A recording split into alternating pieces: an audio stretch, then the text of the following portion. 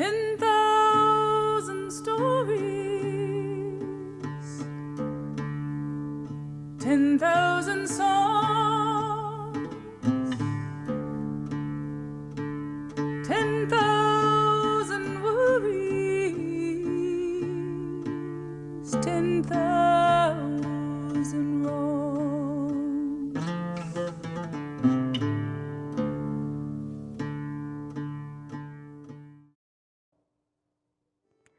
Hello, my name is Marcela Lorca, Artistic Director of 10,000 Things Theater.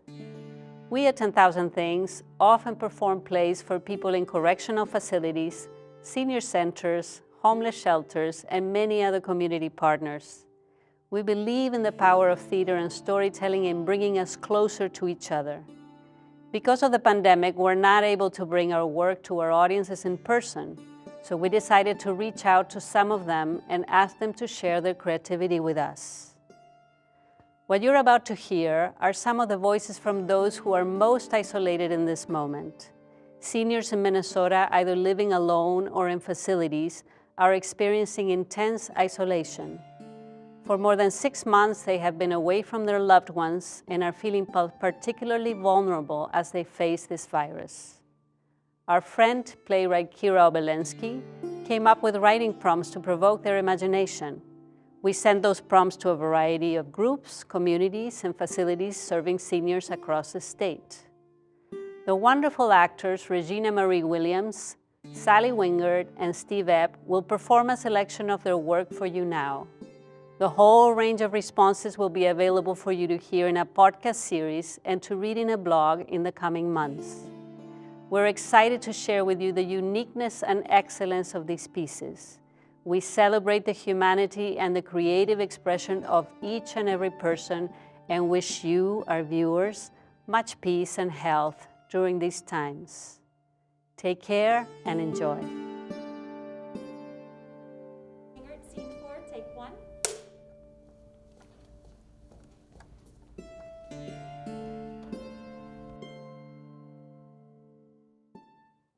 This Moment by Jeanne White of Iris Park Commons at Episcopal Homes in St. Paul, Minnesota.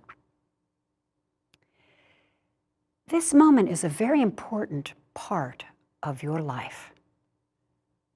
I'm concerned that you use the moments of your life to the highest good. I dream about a perfect world in which everybody was honest and everybody knew that everybody else was honest, and people told their truth. It was accepted as part of that person. We didn't judge them for it.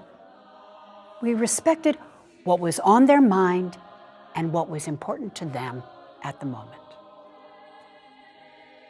I remember from a long time ago when that was a very difficult thing for me to do. And I think for a lot of people to do. And now, I'm very aware when people are censoring their own truth, changing it so that it becomes more acceptable to the masses. I believe that if we were to be totally truthful to ourselves, we would have easier, more comfortable relationships with people, who would then have permission to tell their truth as well. I want another piece of chocolate.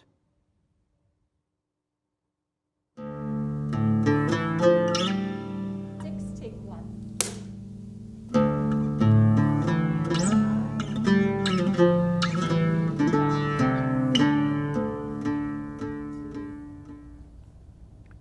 A letter to someone special by John Lawyer from Episcopal Homes, Terrace at Iris Park, St. Paul. Hey, Peter. Thanks for your companionship over the past several years and going forward. Somehow I wound up here in a new and different place, and I need to tell you about it. I just came out of a dark wood, a tangled forest. I don't quite know how I got there in the first place, except that somehow, while plodding along, I lost my way. Can't even say where or how. All I know is that I am at last out of the woods. If only just beyond the edge of it, with an open field in front of me. This is a very strange place.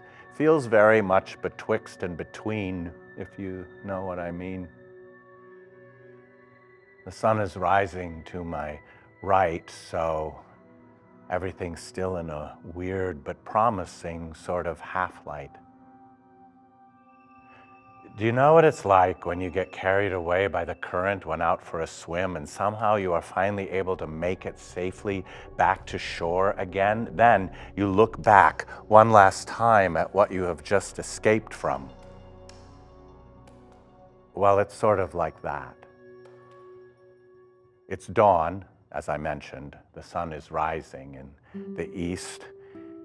In front of me is some kind of a broad valley or meadow, grassy and open, that stretches away from the forest behind me. There's a steep hill rising on one edge of the meadow to the west, my left. There looks to be a path up the hill, and I can see the upper slope is already full in the sun, which I think will soon reach down into the valley here. So it's a good place to be.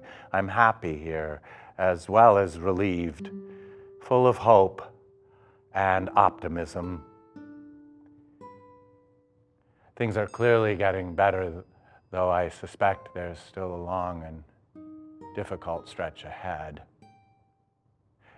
Then, just a few minutes ago, I met a strange-looking man.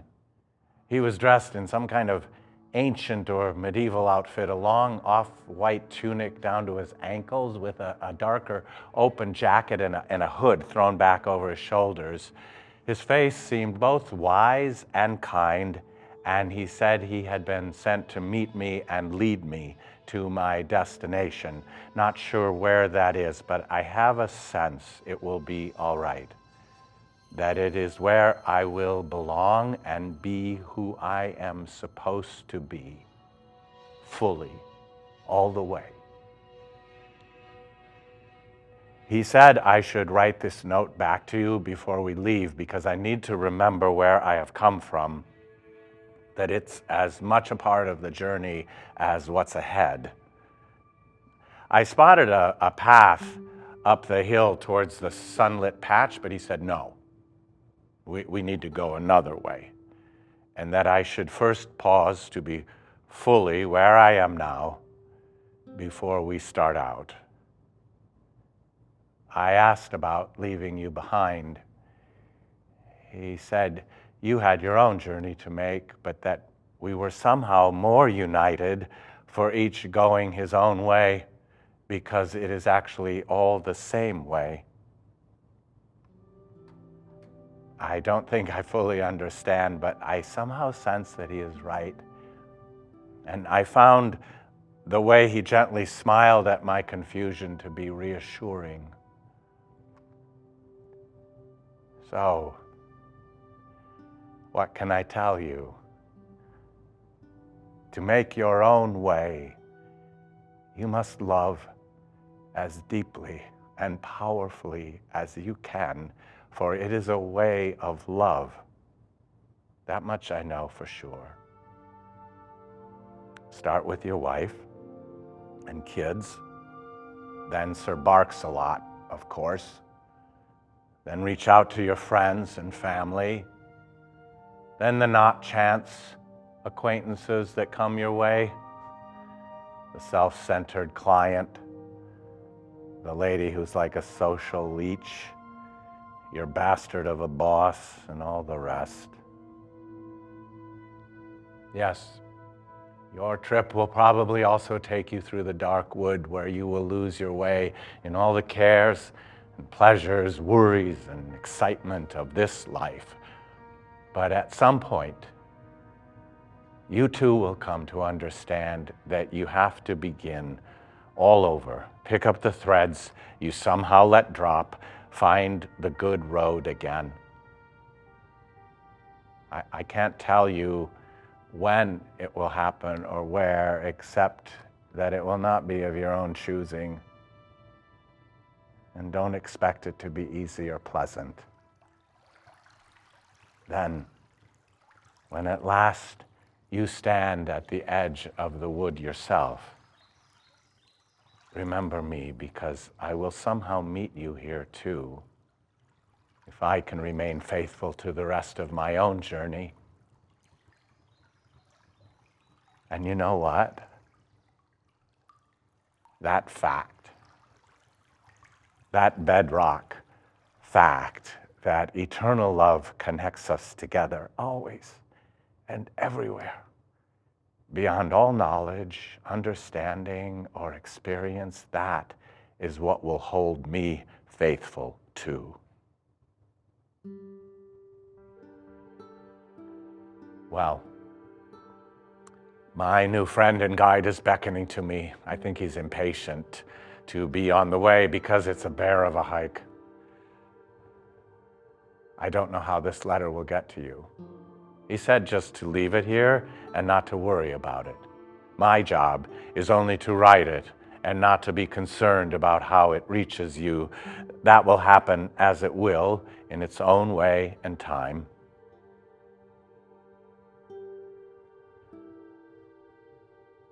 Must be off. Much love always. John.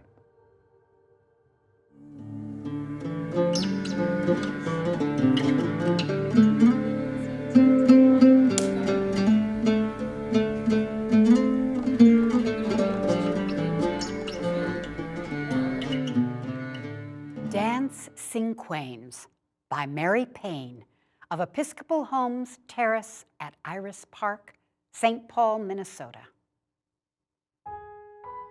I want to be dancing.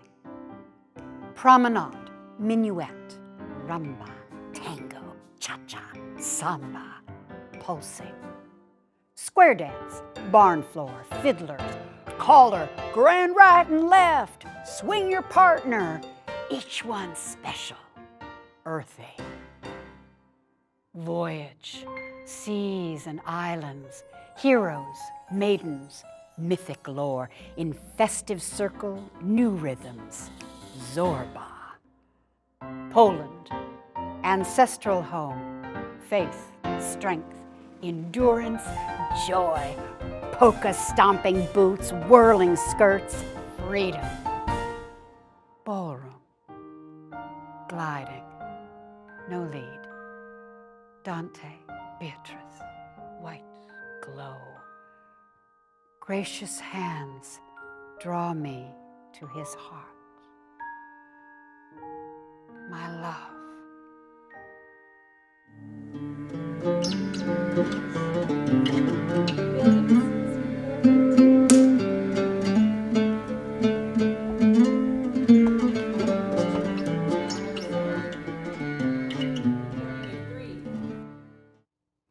Poem with Prompt by Carol Anderson from Cherrywood Pointe of Minnetonka, Minnesota.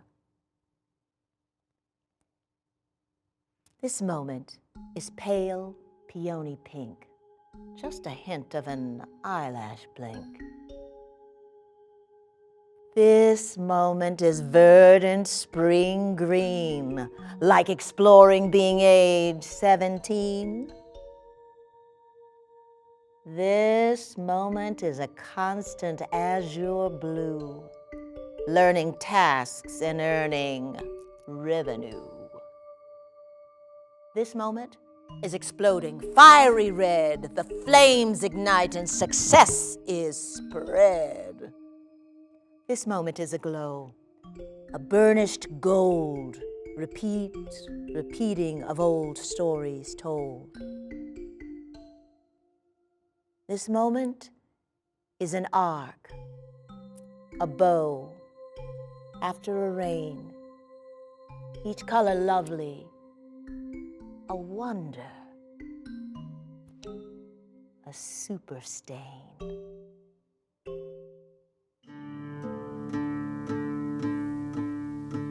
10,000 stories, 10,000 songs, 10,000 worries, 10,000 wrongs.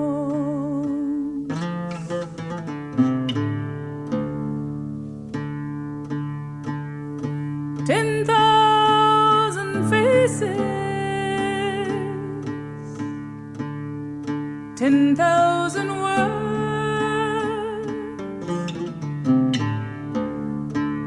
10,000 graces,